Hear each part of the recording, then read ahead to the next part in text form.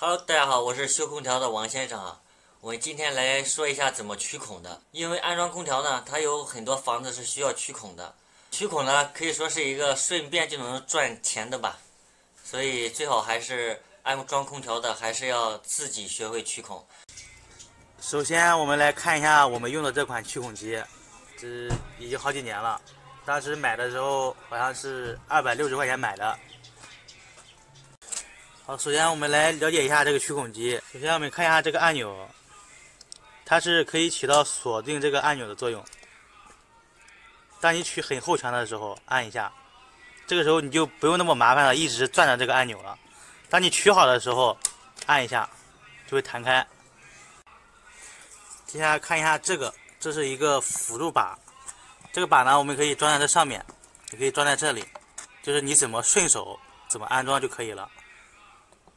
再看一下这个下面，这是一个进水口。当你在取那些小区的墙的时候，有时候是混凝土的，这个时候你要加水取，要不然的话用这个机器根本取不动。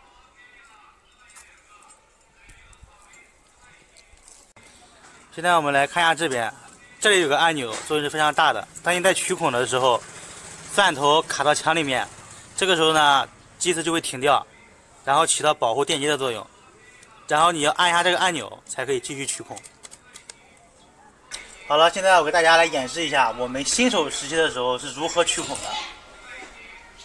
是整个钻头对着墙面，然后这样取，然后这样的话，钻头会非常的抖动，会把别人的墙整个给刮花掉，这样是不对的。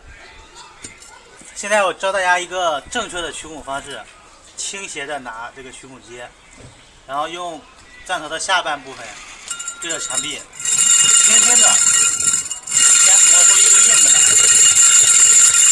这个时候不会抖。在印子差不多磨出来的时候，大家看一下，就可以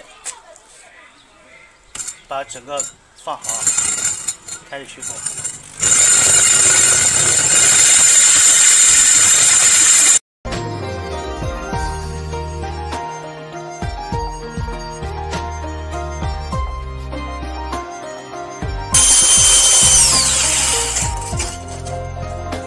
取孔呢还是要小心的，因为我以前新手的时候取孔的时候，就很容易把客户的那个墙纸呀，或者是刷的这些涂料呀，会取花掉，所以取孔要小心哦。